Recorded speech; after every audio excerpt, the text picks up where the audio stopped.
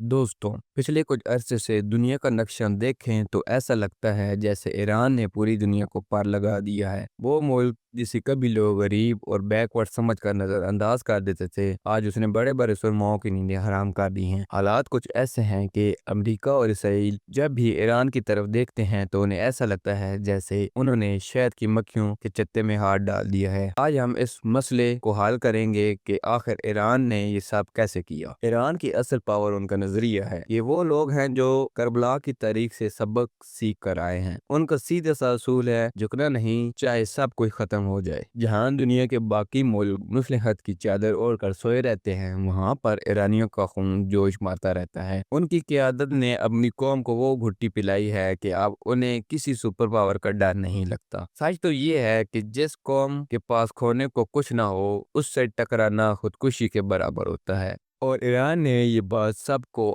اچھے سے سمجھا دی ہے۔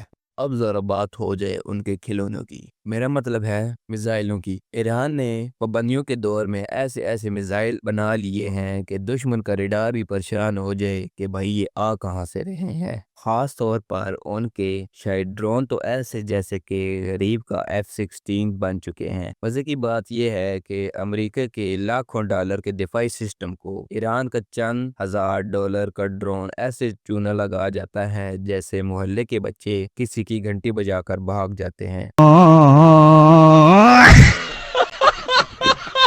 اور ہاں، ابھی حال ہی میں ایرانیوں نے جو موئے کیا ہے، اس پر تو ہنسنا بنتا ہے۔ ایرانی فورسز نے اپنی زمین پر جہازوں اور ہیلی کاپٹرز کی ایسی پینٹنگز بنائیں کہ امریکن سیٹلائٹ بھی دھوکہ کھا گئی۔ امریکہ نے کروڑوں ڈالر کے بم گرا کر ان کی پینٹنگز کو تباہ کرنے کی کوشش کی، اور بعد میں پتہ چلا کہ بھائی وہ تو صرف آرٹ ورک تھا۔ مطلب ایرانیوں نے دنیا کی سب سے بڑی انٹیلیجنس کے ساتھ وہ پرینک کیا کہ بیچارے ٹرمپ اور نیتن یاہو اب کسی کو منہ دکھانے کے قابل نہیں رہے۔ اب بات کرتے ہیں دنیا کی اس شاہراہ کی جس پر ایران ہاتھ رکھ دے تو پوری دنیا کی سانس پھول جاتی ہے، یعنی امنائے ہرمز۔ یہ صرف پانی کا راستہ نہیں بلکہ دنیا کا وہ سوئچ بورڈ ہے جہاں سے عالمی معیشت کی لائٹیں کنٹرول ہوتی ہیں۔ اگر ایران نے یہ سوئچ آف کر دیا تو دنیا کے بڑے بڑے ملکوں کو موم بتی جلا کر گزارا کرنا پڑے گا۔ یہ راستہ ایران اور عمان کے درمیان ہے جو صرف 21 میل چوڑا ہے، مگر اس چھوٹی سی جگہ کی اہمیت کا اندازہ اس بات سے لگائیں کہ دنیا کا تقریباً 20 سے 25% تیل اسی تنگ راستے سے گزرتا ہے۔ ایران نے یہ صاف کہہ دیا ہے کہ اگر اس پر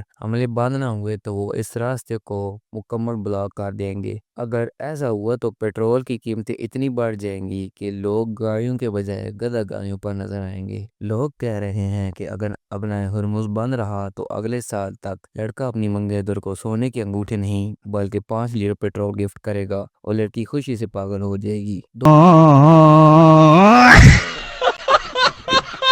دوستوں، اب بات کرتے ہیں اس کی اہمیت کی کہ انڈیا میں گیس اور پیٹرول کی قیمتوں میں اتنا اضافہ ہو رہا ہے کہ اب وہاں کے لڑکے جہیز میں فارچونر کی بجائے گیس کے سلنڈر مانگ رہے ہیں۔ مطلب اب وہاں گاڑیوں کی اوقات نہیں رہی، اب جس کے پاس گیس کا بھرا ہوا سلنڈر ہے وہی اصلی امیر ہے۔ تو جناب، خلاصہ یہ ہے کہ ایران نے ثابت کر دیا کہ اگر آپ کے پاس غیرت اور جرت ہو تو دنیا کی کوئی بھی طاقت آپ کو غلام نہیں بنا سکتی۔ ایران آج ایک حقیقت بن کر ابھرا ہے۔ آپ کو کیا لگتا ہے ایران کا اگلا سرپرائز کیا ہوگا؟ کمنٹس میں بتائیں، اور ہاں، اگر آپ کو ویڈیو دیکھ کر تھوڑا سا بھی مزہ آیا ہو تو لائک اور سبسکرائب کا بٹن دبانے میں کنجوسی نہ کریں۔ ملتے ہیں اگلی ویڈیو میں، تب تک اللہ حافظ۔